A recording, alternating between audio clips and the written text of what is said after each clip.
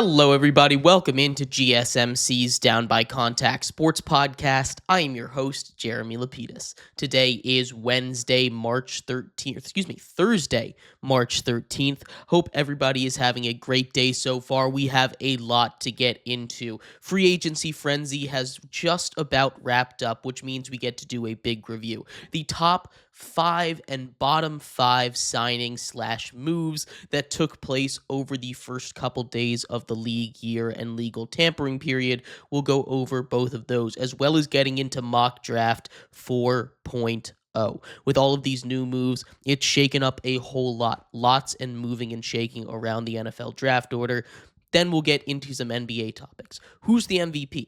Shea or Jokic? We'll talk about that, and then we'll continue our MLB preview series today, taking a look at the Cleveland Guardians. But before we get into any of that, remember, if you would like to be an even bigger part of the show than you already are, all you need to do is go to gsmcpodcast.net. Or if you're on YouTube, you can use that super chat feature. If you do either of those two things, a message should pop up on the bottom of the screen for you, me, and everybody else around the world to see. If you do have a burning question about sports, anything at all that you would like to ask, go ahead and throw it in the comments. Throw it in the chat. I will get to it as soon as I possibly can. I appreciate everybody so much for sticking around, talking some sports with me here on a beautiful Thursday, March 13th. But like I was saying, we are going to get into a little bit, starting off with our top 5 best moves of the NFL offseason so far. We're going to start off at number 5 with the Giants signing Paulson Adebo. Paulson Adebo signed to a 3-year, $54 million deal with the New York Giants, shoring up one of their biggest holes. Adebo might not on paper seem like the biggest deal. In 3 years, $54 million is a lot of money. But what he's been able to do as one of the best pure man-to-man coverage guys is incredible. In just 7 games before he broke his arm last season with the Saints, he had 10 pass deflections and 3 interceptions, going up against some pretty quality competition. Paulson Adebo is one of the more underrated corners in all of the NFL. You pair him up on a defense now with a rookie starting to establish himself in the slot in Drew Phillips and a young player in Deonte Banks, who, as long as he's not on the number 1 receivers, can be a respectable corner. That's a big sign for the Giants. I love Paulson Adebo on this team. He is the 5th best signing of free agency so far. At number 4, we have the Davante Adams to the Rams signing. This one is one of the bigger ones. We talked about this when it first happened. 2 years, $46 million for Davante Adams as he heads across the country to play with Matthew Stafford. He played basically his whole career up to this point with Aaron Rodgers. Now he gets to play with Matthew Stafford, and having the Matthew Stafford connection is going to be amazing. Not that having Aaron Rodgers wasn't a great connection in and of itself, but having Davante Adams out there is going to be great, not just for himself, but also for Puka Nacua. Puka Nacua takes the number 12 to give Davante Adams his number 17, but Puka Nacua has emerged as a top 5 wide receiver in the game. Him and Cooper Kupp were a deadly duo, but they were 2 in the same receiver, right? They were 2 guys that like to operate in that short middle of the field area, really good route runners, created great separation, and a lot of the same thing can be said about Davante Adams. But the one thing about Adams that is different from the other 2 guys in Kupp and Puka Nacua is the fact that Davante Adams has that true deep threat ability that the Rams have been missing. They sent a guy like Demarcus Robinson to be their deep threat last year, and while he's serviceable, having a guy like Davante Adams in there to take over that role is going to elevate that offense to new levels. Remember, this is an offense that was 1 play away, about 25 yards away from besting the eventual Super Bowl champions in the snow. Incredible comeback effort there by the Rams. I love this Davante Adams signing. He is the 4th best signing of the offseason so far. At number 3, DJ Reed. Another one of these big-name guys, the best corner on the market, in my opinion. DJ Reed was amazing with the Jets. Couple years as the number 2 guy behind Sauce Gardner, but he really emerged the last couple seasons as a true guy that could be number 1. The Lions go out and get him.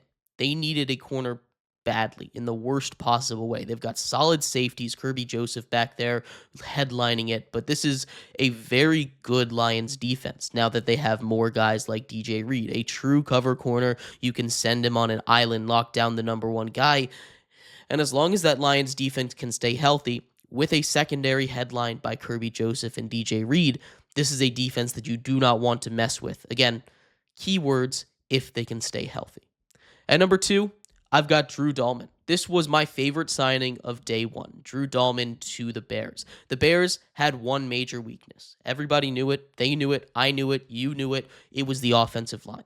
They went out and addressed the guards, trading for Joe Thuney and trading for Jonah Jackson. Now they go out and grab one of the best centers available in Drew Dalman. Drew Dalman completes the complete overhaul of the interior offensive line and should do wonders. This is an offensive line that now has 4 or 5 pieces. They can get the next piece in the draft. Maybe they can continue to be aggressive in free agency, get a guy that's still out there to play left tackle, but this is a team and an organization that is doing everything right this offseason, and I love that Drew Dalman signing.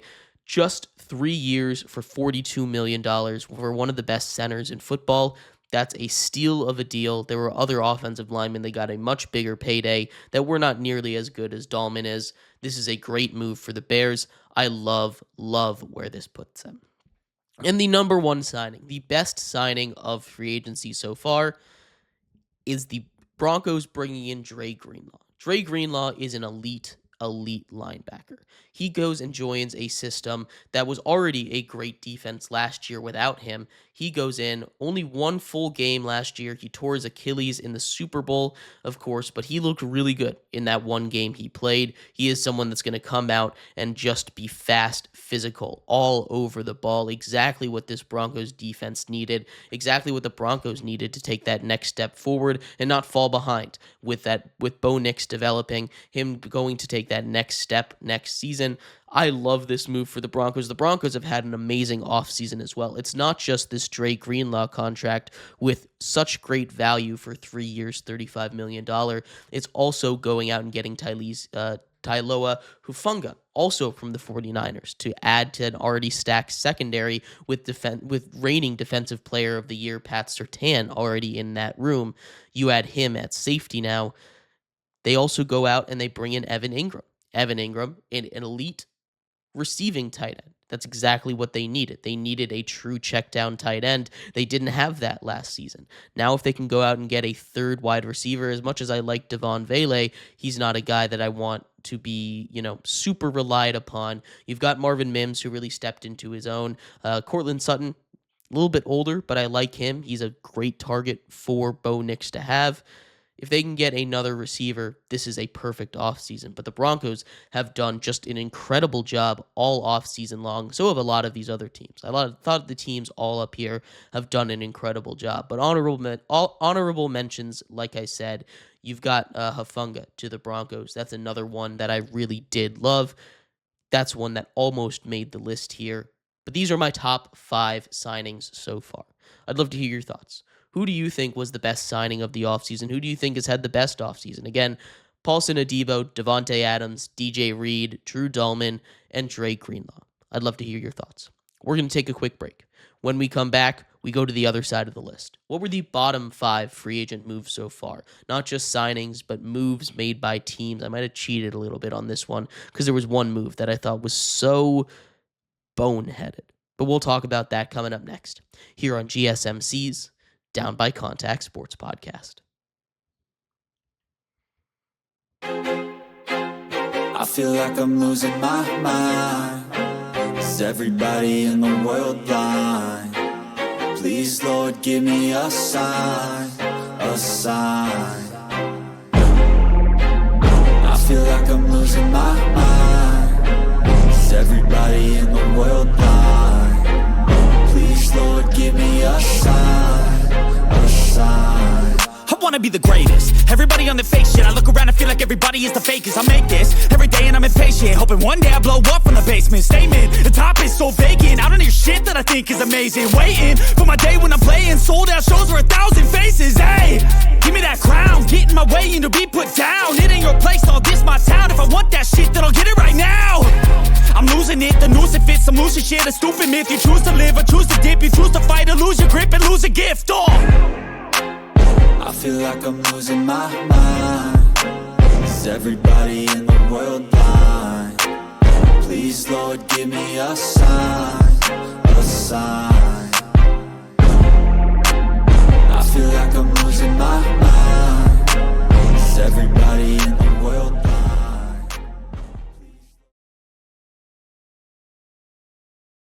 Welcome back to GSMC's Down by Contact Sports Podcast. I'm your host, Jeremy Lapidus. Today is Thursday, March 13th. If you were just tuning in, we just finished going over the top 5 moves made by teams in the free agency period so far. We went 1 to 5. In this segment, we take a look at the other side of the coin, the bottom 5 moves, made by teams in this early season so far. But before we get into that, remember, if you would like to be an even bigger part of the show than you already are, all you need to do is go to gsmcpodcast.net. Or if you're on YouTube, you can use that super chat feature. If you do either of those two things, a message should pop up on the bottom of the screen for you, me, and everybody else around the world to see. If you do have a burning question about sports, anything at all that you would like to ask, go ahead and throw that in the comments. Throw it in the chat. I will get to it as soon as I possibly can. I appreciate everybody so much for sticking around, talking some sports with me here on a beautiful Thursday, March 13th. But like I was saying, we are going to get into our next segment here, that being the top, or should I say bottom 5 moves made by teams this offseason so far, starting off at number 5. This one is a bit of a doozy because on the surface, bringing in Sam Darnold is not one of the worst moves in the NFL, but when you take it into context, the reason that it's this high up on the list, the reason that it's number 5 for me, is because is because of the context behind it, right? You move off of Geno Smith. Geno Smith, in my opinion, top 10 quarterback in the NFL, a guy that hid a lot of the problems of the Seahawks team because of his ability to stand tall and deal with pressure behind one of the worst offensive lines in the NFL. For a guy in Sam Darnold, who, while he's not necessarily the worst in the NFL against pressure, is certainly not elite against pressure. You go and look up the pressure numbers when the Vikings were giving up pressure, he was not as good. And the other side of the coin, Sam Darnold, most of the reason he was so successful, not all of it, he's still a quarterback that has some talent. He's a top 20 quarterback in the NFL, right? He's in that tier with your Jared Goffs, with your Sam Darnolds, your Jared Goffs, these kind of guys that, if you get them in the right situation, can bring your team success. But this isn't the right situation. The offensive line is still a massive weakness, and they've done nothing to address that. The defense isn't good enough to cover up a lot of the holes in case the offense isn't getting it done. And giving Sam Darnold $110 million over 3 years, well, it's not necessarily the most for a quarterback. It's a move that says we're still trying to compete. After moving off of your best weapon for Sam Darnold, a deep field threat like DK Metcalf, it just doesn't make a lot of sense what the Seahawks are doing. And bringing in Sam Darnold after getting off of DK and Geno Smith just threw a wrench into everything that I thought they were doing, and I don't understand it. And because of that, this is the number 5 move, the 5th worst move of free agency so far. At number 4, we have the Darius Slayton signing. And this isn't because Darius Slayton is anything awful. It's just 3 years, $36 million for Darius Slayton is a ridiculous overpay. Darius Slayton is a guy that has shown a couple flashes of skill, of elite coming out of Auburn for the New York Giants. He's been there for a long time. Obviously, it's tough when you don't have a quarterback that, can consistently get you the ball, but he also has had his fair share of issues with dropped passes. Daniel Jones, his connection with Darius Slayton was one of the reasons why he was even out there a lot of the time. He's a pure deep threat. He's a speedy guy, but when he gets over the top of defenses, sometimes he has trouble tracking the ball. Sometimes he has trouble holding on to the ball when it's thrown to him. He's someone that just hasn't made the most out of his opportunities, and giving him $10 million a year is a little crazy. You could have gotten a guy like De'Ami Brown, who I think is much better as a deep threat for the Giants. for cheaper. He went to the Jaguars 1 year, $10 million. You could have gotten some other receivers that are still out there for around $12 million, I'm sure. I just don't think Darius Slayton is quite worth that much money. I don't think he's worth attaching yourself to for 3 years either. This is a lot of money to a guy that hasn't really proven himself to be a breakout candidate. He's not going to be any better than a wide receiver 3 for this team. And I just don't think paying your wide receiver 3 $12 million a year is crazy. This is the same Giants team that wouldn't pay Saquon $12 million a year. Why are you willing to pay Darius Slayton $12 million a year? It makes no sense to me. And because of that, the Giants, number 4 worst move of the offseason so far. At number 3, we're going to go with the Nate Hobbs signing. Nate Hobbs has not been a special cornerback since being drafted by the Raiders, right? Nate Hobbs signs a 4-year, $48 million deal. That is a massive overpay for a corner that you could have gotten elsewhere, right? We're talking about a DJ Reed signing for the same amount of money 1 year less year, 3 years, $48 million. That's, again, $12 million a year for Nate Hobbs. You could have gotten a guy like Jordan, you could have gotten a guy from the Cowboys, right? For $10 million a year. That would have been a much better signing, just like the Jaguars did, right? There are plenty of guys out there that are better than Nate Hobbs, not quite getting as much money as he is. He is a guy that missed 19% of his tackles, according to Pro Football Reference last season. It is a mess. He's not a guy that I think is worth paying that type of money to. That is some serious money to a corner in a position that they need, especially if they're going to be trading away a guy like Jair Alexander. But this move is their biggest of the offseason. And it just doesn't make a lot of sense to me. It doesn't make a lot of sense how much they're paying him, and I don't see what they see in him. Maybe he can turn it around, but for now, that much money for a guy that hasn't proven it yet is the third worst move of the offseason. I think by far the worst contract given out this offseason, though, has to go to Dan Moore Jr. Dan Moore Jr. left the Steelers as a below-average tackle, below-average guard, every single year. And sure, he showed a little bit of improvements, but the Titans go out and give him a 4-year, $82 million deal. It wasn't just the Titans, though. There were teams in a bidding war for the services of Dan Moore Jr. There are still tackles out there that I think are better than Dan Moore, and kudos to him for getting the bag, right? Respect to Dan Moore Jr. for getting the bag. He deserves the money if you're willing to get paid. If teams are willing to pay you that much, go out and get that money. But it just doesn't make a lot of sense for the teams. This is not in a vacuum a bad signing, but for 4 years, $82 million, right? We're talking $20 million a year for Dan Moore, putting him near the top of offensive linemen.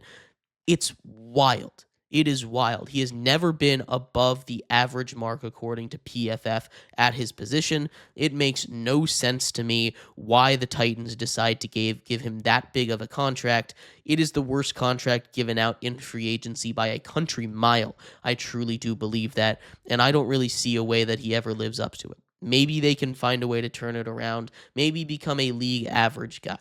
But he's not even a league average guy right now, and giving him $20.5 million a year is a little bit ridiculous to me. But at number 1, the move that left me perplexed, keeping my head scratched all day long yesterday, was the Cowboys trading for Kaiir Elam. Kaiir Elam has been not just below average, but a legit negative whenever he touches the field for the Buffalo Bills. And it's not just the fact that they signed him, because there are plenty of players getting signed that were not very good, but it's the fact that they traded for him. The Cowboys traded for Kaiir Elam. They gave up a 5th rounder and a 7th rounder in exchange for Kaiir Elam and a 6th round pick. They love doing this recently. They gave up a 4th last year at the deadline for another bust of a wide receiver, right? Kaiir Elam, once again, a busted 1st round pick. I know they need cornerbacks, right? With Trayvon Diggs going down and some of their corners leaving, but they needed to get a good corner, a good cover corner. They didn't want to go out and spend in a market where there were a lot of good corners available. This is a draft where there's a lot of good corners available too for them. Instead, They give up 2 of their picks, a 5th-round pick and a 7th-round pick, for a guy that was potentially the entire reason why the Bills lost that game against the Chiefs last year in the AFC Championship game. Once he came in, Patrick Mahomes was targeting him. That's where they got all of their big plays off of. Kyer Elam, not the answer. I really do not understand what the Cowboys saw in him, why they decided to pull the trigger on it. This was the worst move so far. And I know I cheated a little bit, a trade, not a signing, but this one had to top the list here. I really, truly do think there weren't too many awful contracts given out. There were only 3 bad contracts when I look at it, and that was Darius Slayton, Nate Hobbs, and Dan Moore. Those were the 3 contracts that were given out that I was like, that's way too much money for these guys. But Kyer Elam is a guy that never should have been wanted enough that you had to give up not just picks, but multiple picks for. It makes no sense to me at all. That is a crazy overpay, and kudos to the Bills for getting that done, honestly. Kudos to them. I don't know how they did that. I don't know what Jerry's smoking, but that makes no sense to me. Those are the 5 worst moves of free agency. I'd love to hear your thoughts. What do you think the worst move of free agency was? Which contract do you think was the worst? What do you think was the best? I'd love to hear your thoughts. We're going to take a quick break. When we come back, Mock Draft 4.0. Right around the corner after the free agent frenzy, lots of stuff changed. Players went all over the league. Teams filled a lot of needs, which means draft picks, draft choices are going to change. We'll go over Mock Draft 4.0 coming up next here on GSMC's Down by Contact Sports Podcast. Looking for your daily fix of sports talk without having to pay for it? GSMC Sports Network is available on YouTube. Just search GSMC Sports Network. Get your fix of daily sports talk shows on YouTube, absolutely free. NFL, college football, NBA, MLB, MMA, UFC, fantasy football, and so much more. GSMC Sports Network has shows running all day long, with new sports shows starting every 2 hours. Just like on your favorite cable sports channel, except GSMC Sports Network is absolutely free. Just search GSMC Sports Network on YouTube to catch one of your new favorite shows, like the GSMC College Football Podcast, Chip Shot Football Podcast, Hoops and Heels Women's Sports Podcast, GSMC Basketball Podcast, and so many more. Check it out for yourself. GSMC Sports Network, now available on YouTube absolutely free. Search GSMC Sports Network on YouTube right now.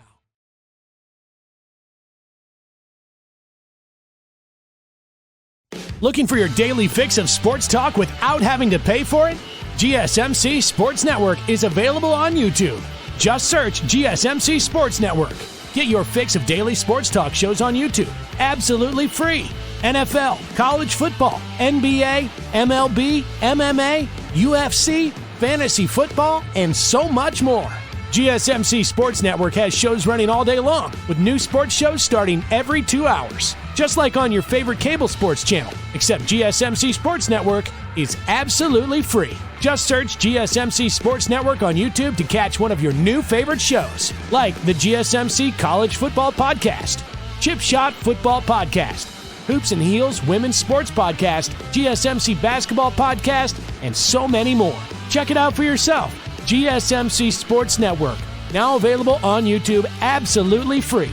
Search GSMC Sports Network on YouTube right now.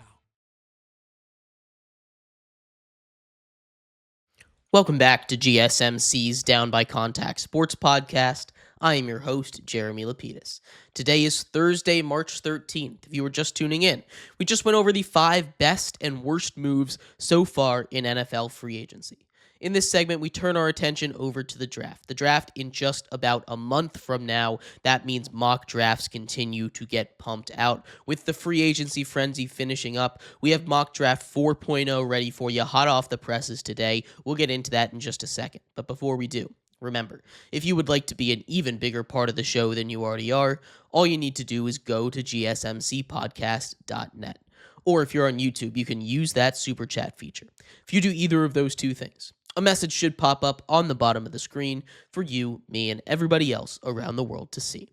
If you do have a burning question about sports, anything at all that you would like to ask, go ahead and throw that in the comments. Throw it in the chat. I will get to it as soon as I possibly can. I appreciate everybody so much for sticking around, talking some sports with me here on a beautiful Thursday, March 13th. But like I was saying, we are going to get into Mock Draft 4.0. Mock Draft 4.0 is going to start off here, once again, as we always do, with the number 1 overall pick, that being Cam Ward. Cam Ward out of the University of Miami.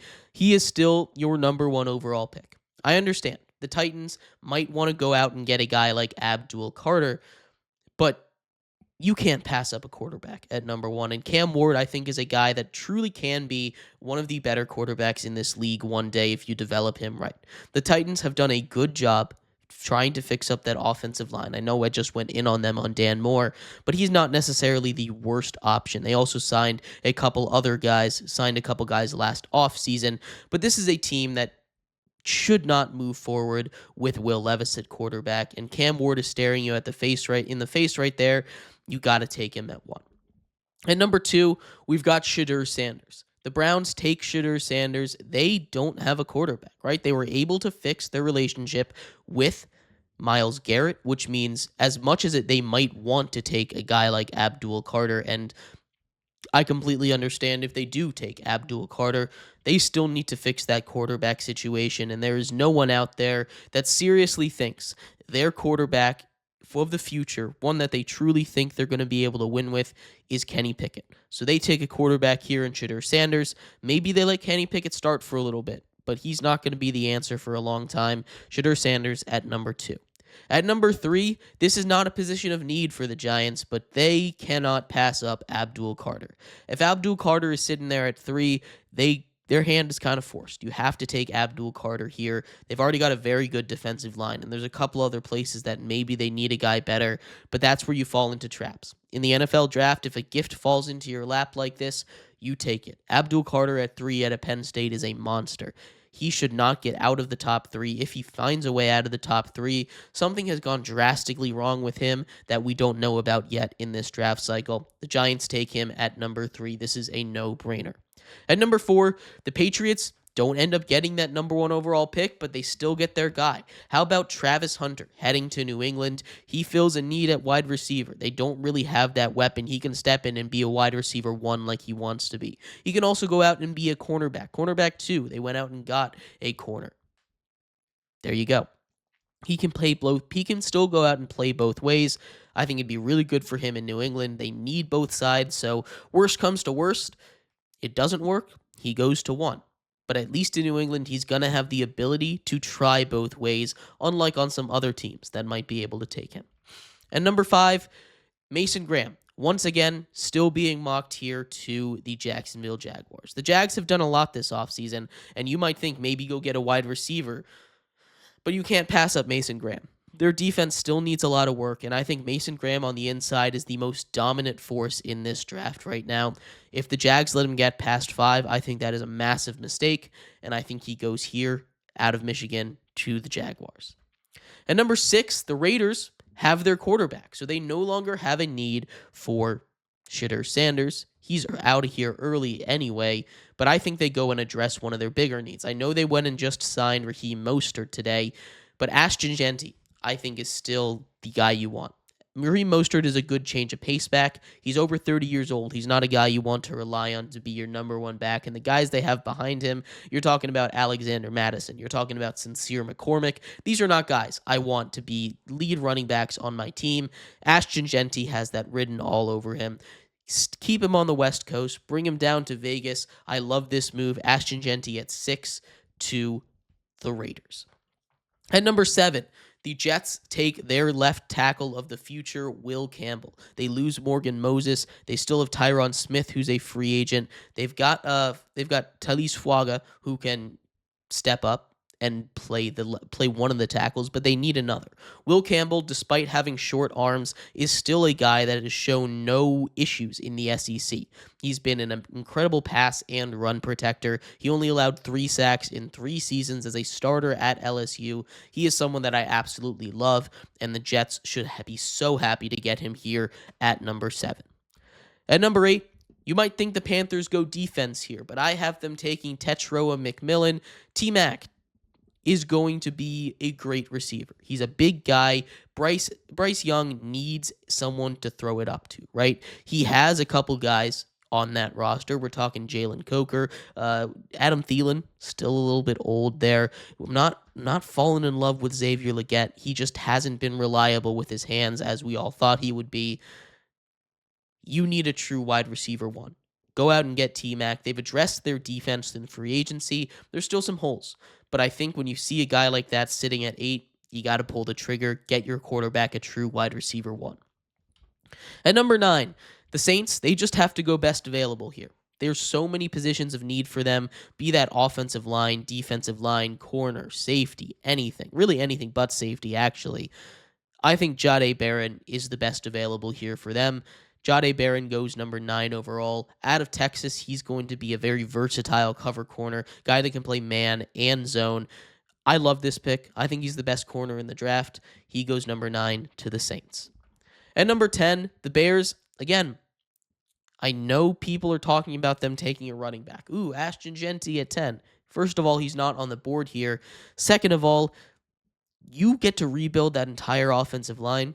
Make it so that you have an elite guy or a guy at least with a lot of potential on all 5 positions. That is not something you get to do that often. This team is built around Caleb Williams. DeAndre Swift, even though Ben Johnson had moved on from him last time they were together, he's not necessarily the worst. You also already have Roschon Johnson. There's plenty of available running backs in free agency and later on in this draft. You can get a guy like LaQuint Allen who can do everything out of the backfield. You can get a guy like Kyle Monangai later on in the draft. You can get one of the Ohio State running backs later on in the draft. There are plenty of guys available. You're not going to be able to find a guy like Armand Membu here.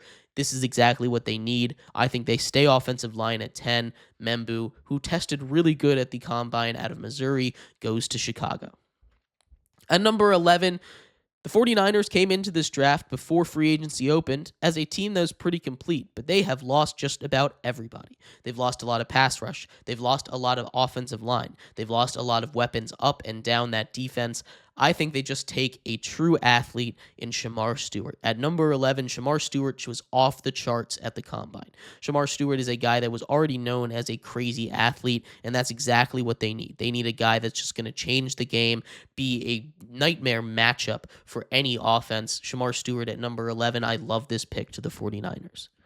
At number 12, the Cowboys, we just talked about them. They need a corner, right? They lost one of their corners. We've seen injuries to their other corners. Will Johnson sitting at the board here at 12. You can go out and get another offensive tackle. You can go out and try and get one of the edge rushers that are still available. There's a lot of good ones still left here, but I think you go out and get Will Johnson here. I think that'll do wonders for the back end of their defense. I think that's where the Cowboys go at number 12. At 13, Josh Simmons. He's a really good tackle. He's fallen a little bit because of injuries, but he says he's going to be ready to go for his pro day. If he's ready to go for his pro day, I think he's going to test as one of the top tackles in this draft. He tore his ACL last year. That is not a good thing, but, he says he's going to be ready. He's recovering fast enough, and if he puts on a good show at the pro day, there's no reason why he can't challenge to be the second, maybe even the first tackle off the board. Going number 13 for the Dolphins, they desperately need a guy, especially if Teron Armstead does retire. Josh Simmons here at 13 would be a great replacement. At 14, the Colts go get an edge rusher, Mike Green. I love what the Colts did addressing the secondary this offseason. A lot of people think they go get a tight end. I mocked them Tyler Warren in our last draft, but I want to see them go out and get some more pressure for that defense. I love what they've done giving Lou Anarumo the guys to build a competent defense. I think getting a guy like Mike Green is only going to add to that, and I think that's where they go here at number 14. 15, the Falcons keep a guy from the Atlanta area. Mykel Williams out of Georgia stays home. He's an elite pass rusher. He's going to stay there and give them exactly what they need. More pass rush opposite of Leonard Floyd. Exactly what the Falcons need to be competitive on the defensive side of the ball as they continue to build around second-year quarterback Michael Penix Jr. At number 16, the Cardinals grab the other edge rusher here. A little bit of a run on edge rushers. James Pierce Jr. out of Tennessee goes to Arizona. I love what Jonathan Gannon did this offseason, adding Josh Sweat, getting another guy on the other side, someone that was productive at Tennessee in the SEC. I think this is a great pick, and he falls to 16. Some people have him falling out of the first round. I don't quite see it, but out of the top 10, I could see that happening. There's other guys that are jumping him in the prospect pool right now. At 17, the Bengals go out and get Kenneth Grant out of Michigan.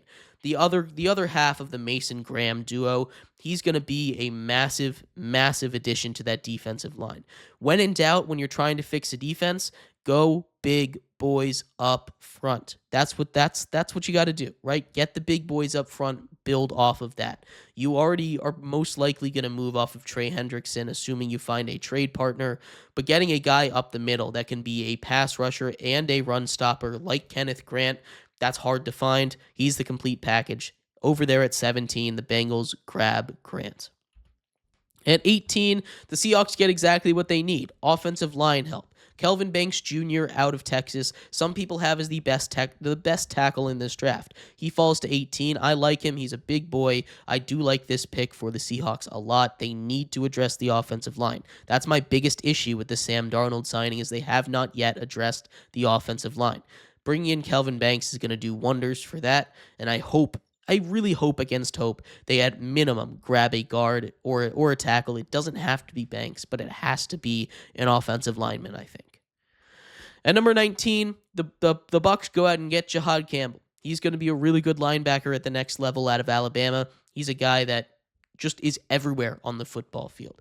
He's someone that can take over once their linebackers move on, once they retire. They also just need another linebacker right now. I love this pick at 19 for the Bucks.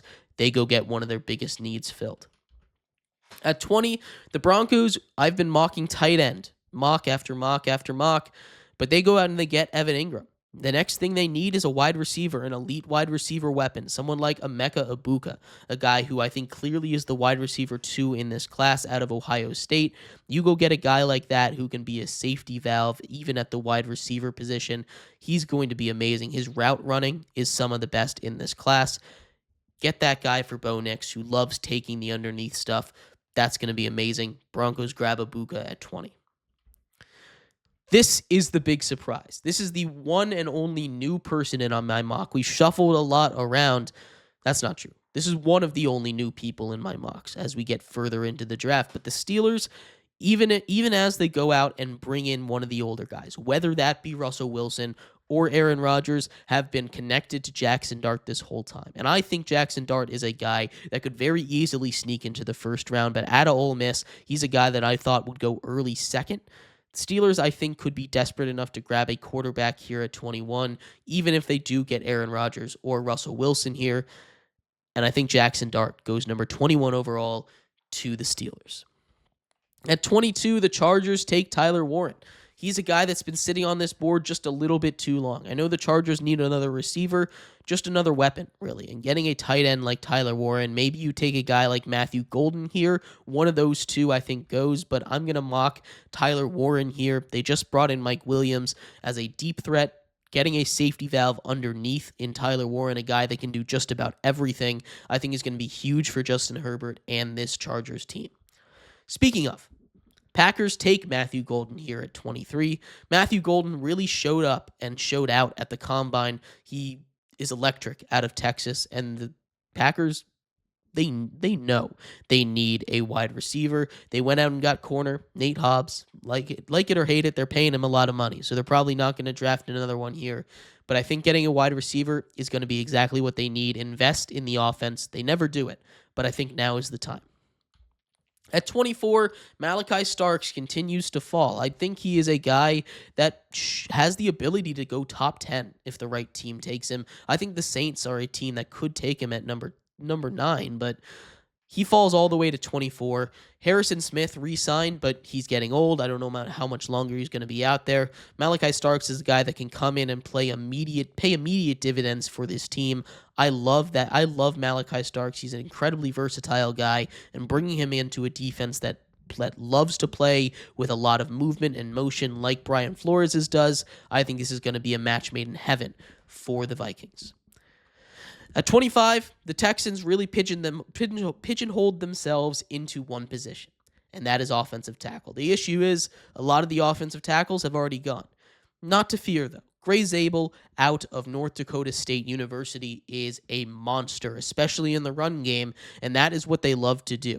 Obviously, they have a new offensive coordinator, so maybe they want to change to a little more pass-heavy, but I love Gray Zabel. He's going to be a bruiser on the outside of that offensive line, and especially after moving off of Laramie Tunsil, they need someone like that in the locker room. They need someone like that on the field to protect their quarterback in C.J. Stroud. At 26, the Rams get Jalen Walker. A little bit of an undersized linebacker, but he can step up, play a little bit of that pass rushing role. I love Jalen Walker here. It's a little bit late for him. Getting him at 26, I think, is a steal. He's just an all-around great linebacker prospect, and out of Georgia, you can never go wrong. At 27, the Ravens address one of their bigger needs. At tackle, they go ahead and get Josh Conerly Jr. out of Oregon. Josh Conerly Jr. is a big guy, right? He's someone that tested pretty well at the combine, and I think just getting more tackle depth for this Ravens team, I think is going to be exactly what they need. At 28, the Lions continue to fix up that defense. One of their biggest issues last year was injuries to that defensive line. Getting depth, a really good inside guy like Walter Nolan is going to do wonders for them. He falls to 28 out of Ole Miss. The Lions take him here.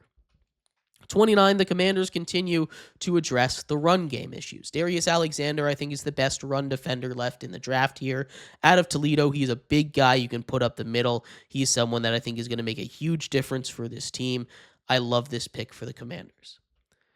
The Bills, again, they've addressed the defensive line a little bit, but they still need to get one more guy up the middle after bringing in Larry Ogunjobi. I think Derek Harmon is going to be that guy they bring in. They bring him in out of Oregon to fill that centerpiece.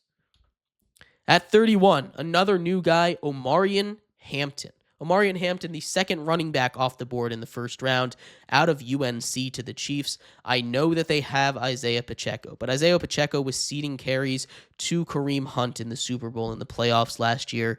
I don't think that's the guy they want of the future. I think they move on to Omarion Hampton, a guy that is electric, and he goes at the end of the first round. And finally, wrapping up our first round mock, at number 32, the Eagles select Donovan Ezaraku out of Boston College. Another guy that showed up big at the combine. They've lost a lot of pass rushers. He's going to be a toolsy guy that's going to step up and just be able to cause havoc in the backfield. That's exactly what the Eagles need right now. Ezaraku is the pick for the Birds. But I'd love to hear your thoughts. What do you think of Mock Draft 4.0? This won't be the last one. As we get closer to the draft, as more free agents get signed, as we get to the week of, we'll put out Mock Draft 5.0, but lots of things change over the weeks, over the months of free agency. Mock Draft 4.0, I'd love to hear your thoughts. We're going to take a quick break. When we come back, we turn our attention to the NBA. The MVP race is heating up. We just had back-to-back games between the top two guys in the MVP race. We'll talk about who is in charge now, who is the front runner, and who I think is going to win this year's MVP. We'll be right back here on GSMC's Down by Contact Sports Podcast.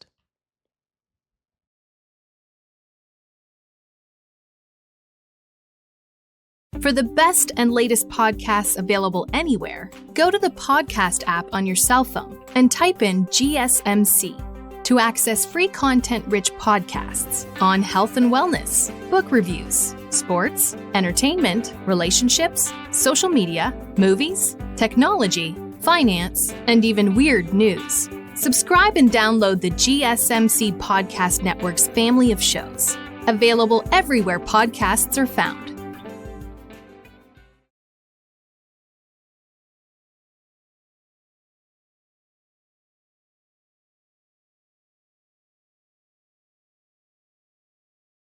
For the best and latest podcasts available anywhere, go to the podcast app on your cell phone and type in GSMC To access free content-rich podcasts on health and wellness, book reviews, sports, entertainment, relationships, social media, movies, technology, finance, and even weird news. Subscribe and download the GSMC Podcast Network's family of shows, available everywhere podcasts are found.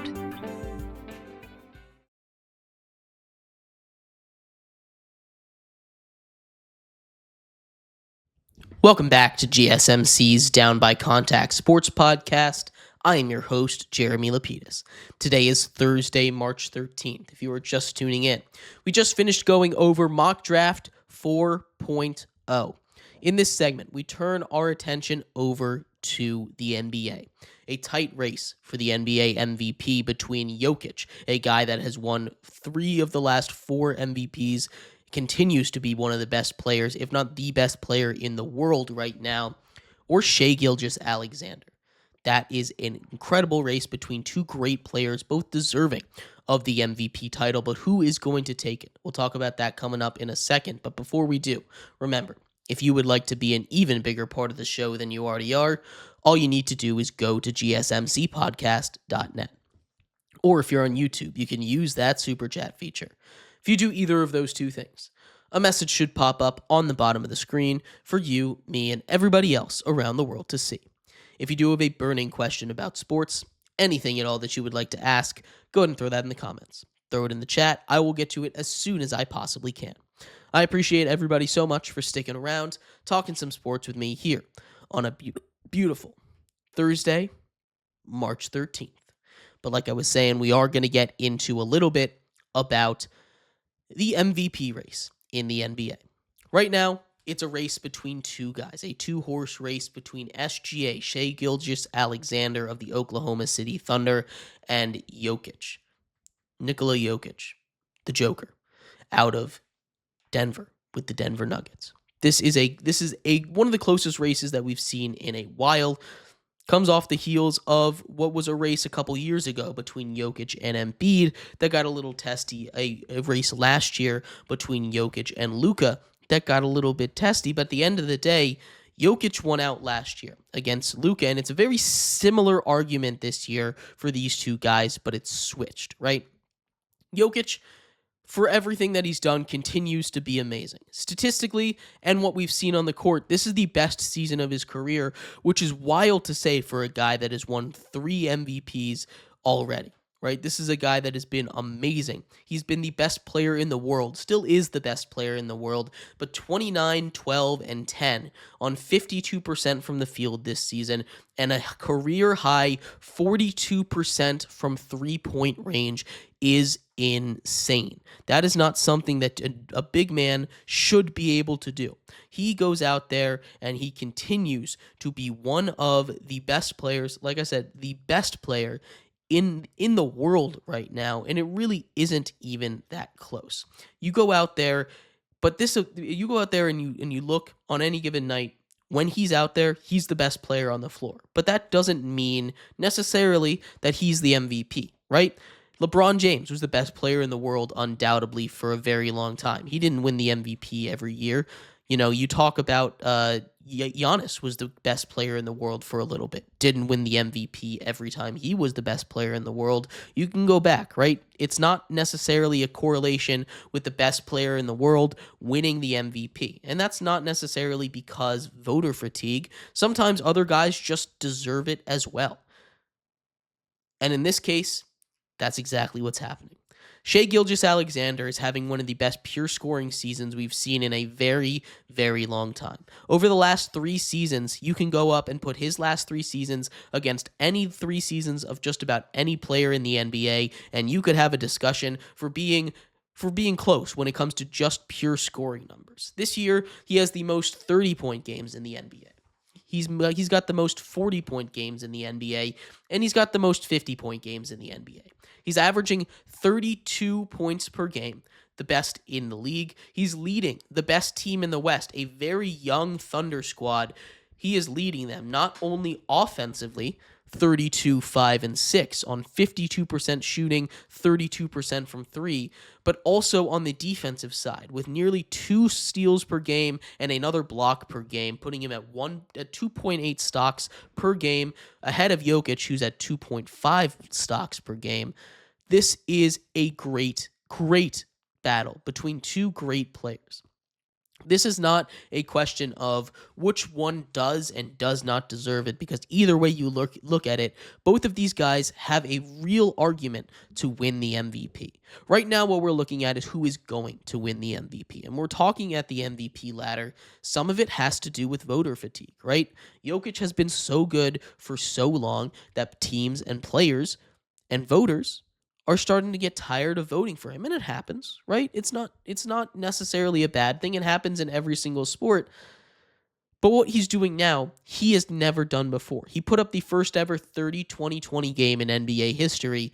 It's hard to find something that's never been done in NBA history before. He's top 5 in 6 different stat categories in the NBA right now. He's got career highs in points, in assists, near career highs in rebounds, career highs in three-point percentage, near a career high in field goal percentage. He is just playing out of his mind. And it's wild to say that for a guy that's finished top 2 in MVP voting for the past 4 years, about to make it 5, and won 3 of the last 4 NBA MVPs. He is a ridiculously talented player. Nikola Jokic deserves to win the MVP, but at the end of the day, it's Shai's year. And again, like I've said, it's not necessarily a bad thing. We went over this exact same argument in the NFL, right? Both Josh Allen and Lamar Jackson were deserving of winning the MVP this year. At the end of the day, when you look at the stats, Lamar Jackson might have had better numbers overall, but a little bit of voter fatigue there for him. That's fine. A little bit of this guy has never won it before and he deserves it. That's fine, right? Voters are human.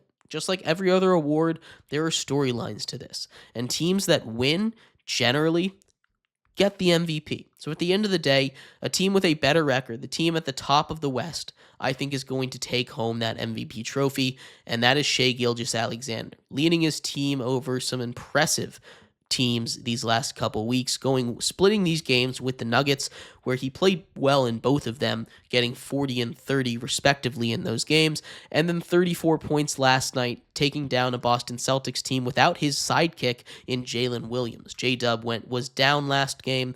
Chet was still out there playing good basketball, but Shai Gilgeous-Alexander took over that game when they needed him to, and he is a very special player. He is going to win the MVP this year, despite both of them deserving it. And you can't go wrong here, again. But I think the MVP this year, Shai Gilgeous-Alexander. But I'd love to hear your thoughts. Who do you have as the NBA MVP? I'd love to hear your thoughts. We're going to take a quick break. When we come back, we turn our attention over to baseball. We continue to go over every single team as we prepare for the MLB season, just 2 weeks away now. Today, we're going over the Cleveland Guardians, finishing out the AL Central today before moving on to the AL and NL East, finishing up our previews. That's coming up next here on GSMC's Down by Contact Sports Podcast.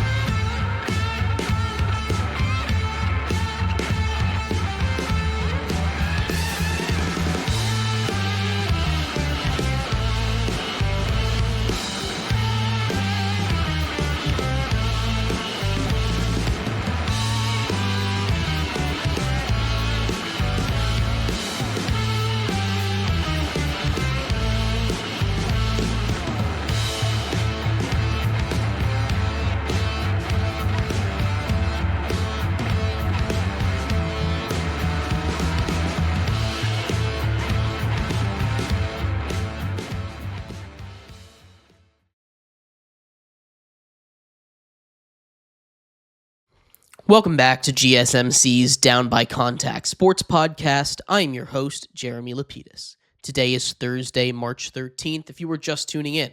We just finished going over who the NBA MVP is in a very tight race between Jokic and Shai Gilgeous-Alexander. In this segment, we continue our series in the sport of baseball. We're going to preview every single team. Today, we take a look at the Cleveland Guardians. But before we do, remember, if you would like to be an even bigger part of the show than you already are, all you need to do is go to gsmcpodcast.net. Or if you're on YouTube, you can use that super chat feature. If you do either of those two things, a message should pop up on the bottom of the screen for you, me, and everybody else around the world to see. If you do have a burning question about sports, anything at all that you would like to ask, go ahead and throw that in the comments. Throw it in the chat. I will get to it as soon as I possibly can. I appreciate everybody so much for sticking around, talking some sports with me here on a beautiful Thursday, March 13th. But like I was saying, we are going to get into a little bit about the MLB preview. Today, we're talking about the Guardians. The Guardians finished one of the best teams in the regular season last year, winning 90 games, going 92-69, good enough to win their division. First in the AL Central, a division that sent 3 teams to the playoffs last year. They were able to advance all the way to the championship series where they lost in a 5-game series to the New York Yankees, who would eventually lose to the Dodgers in the World Series. They were 3 games away from making it to the World Series last year, but they've had a very busy offseason, and a lot of it was done with trades.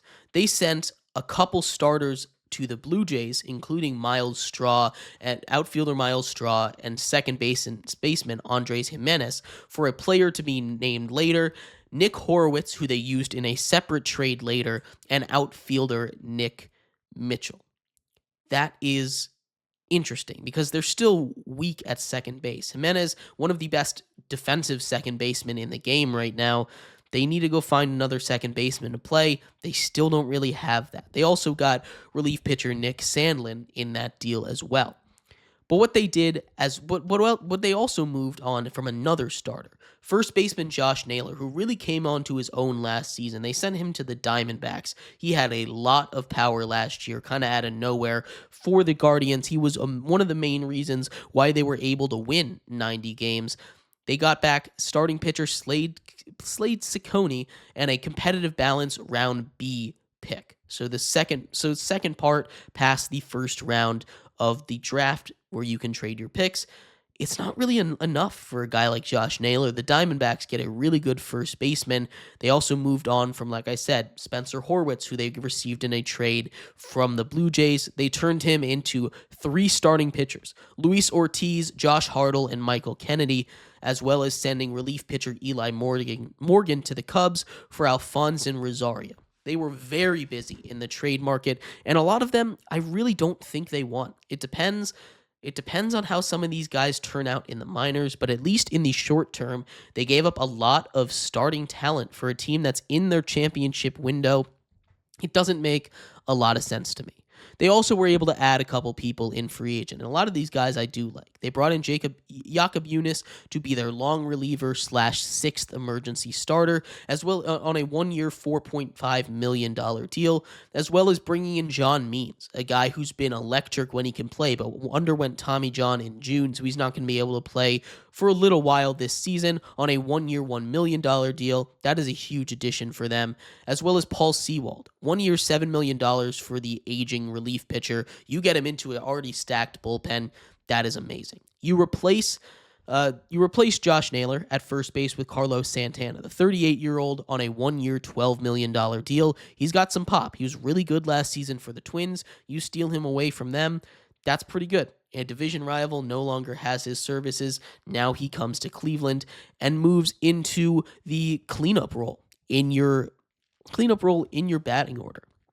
But what we're looking at right now for who they lost is a little bit interesting, right? Obviously, all the guys they traded away, they move off of Jimenez, Miles Straw, Josh Naylor. Those were the big names. But they also lost James Karinchak, who isn't going to be he wasn't going to be a closer in their bullpen, but has the ability to be a closer if he can get healthy. They move off of Connor Gillespie as well, Pedro Avila, and Alex Cobb and Matthew Boyd in the starting area. That is a lot of pitchers to lose. This is a team that's very stacked, especially when it comes to the bullpen. You've got the best closer in baseball in Emmanuel Clase, as well as Cade Smith and Hunter Gaddis in the back end of the bullpen. We talked about Paul Sewald. He's going to come over. He's not even going to be in the back end. He's an amazing luxury for them to have for a 6th, 7th inning guy. Tim Herlin, as well as Andrew Walters, Jug Nikhazy, and Jacob Yunis we talked about as well as Eric Sabrowski, Trevor Stephan, and Sam Hentges, on the injured list. They should be back soon, but the back end of that bullpen of Sewald, Gaddis, Smith, and Clase is ridiculous. If they are able to get there with their starting pitchers, especially when Shane Bieber and John Means get healthy, if they can come back this season, both recovering from Tommy John, this is going to be a very dangerous team. The rotation right now, because Bieber and Means are both injured, is a little weak, right? Tanner Beebe, Ben Lively, Gavin Williams, Luis Ortiz, and Tristan McKenzie. It isn't the worst rotation in the world, but it isn't anything special. It's a very middle-of-the-road rotation. If you add Means and Bieber to the top of it, it's going to immediately look a whole lot better, and that's what they're counting on. They're counting on those guys to come in, and these guys just to survive until they can. When we look at the lineup, though, this is a lineup that I do really like. You've got Stephen Kwan at the top, one of the best contact hitters in the whole sport, a Gold Glove level defender in left field. He is an amazing luxury to have.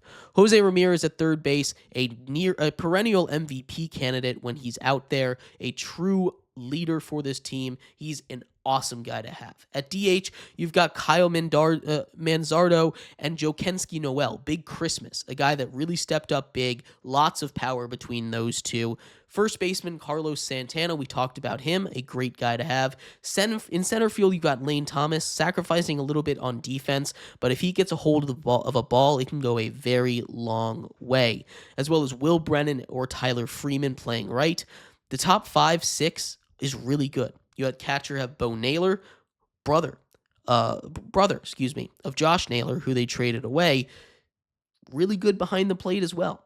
Where it gets a little bit sketchy is the middle infield, right? Gabriel Arias, he's going to be fine, but he's nothing defensively compared to Andres Jimenez and Brian Rocchio at shortstop. These guys, that's going to be up to them how good this defense is. That's a very important part of it. That was a very big part of why their defense was so good last year. They also have David Fry on the injury list. He can come in, play some DH, play some first base if he's able to come, when he becomes healthy later on in the year. But overall, this is a team that won 92 games last year. They traded a lot of the guys that were here. They brought in some people that, if they can get healthy, if they can play like they did last year, can maybe replace the value of the guys they lost, but I'm not sure that this team got better. This is still a team that should make the playoffs, and it's not necessarily that it's their division to lose, but this is a team that didn't get better when it came to their roster. Vegas reflects that. They're projected to be 3rd or 4th in their division, depending where you look. 81.5 games is their over-under. I still think they'll be a little bit better than that. I'm a big fan of this team, but I don't think they're going to get back up to the 90-game mark. I think they'll finish 2nd or 3rd in their division at about 85 and 77. But I'd love to hear your thoughts. What do you think of this Cleveland Guardians team? What do you think of the moves that they made? I'd love to hear what you think. And thank you, everybody, so much for tuning in to today's episode of GSMC's Down by Contact Sports Podcast. I have been your host, Jeremy Lapidus. We will be back tomorrow going over everything college basketball. Selection Sunday, right around the corner. We're going to do our best to go over all of the conference tournaments, talk about the mid-majors that have already made it, and much more. I'll see you then. You'll have a good one. Bye-bye.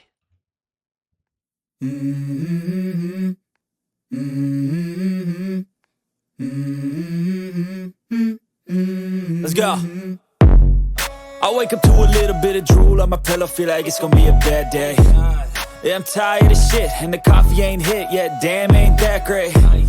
I don't wanna go to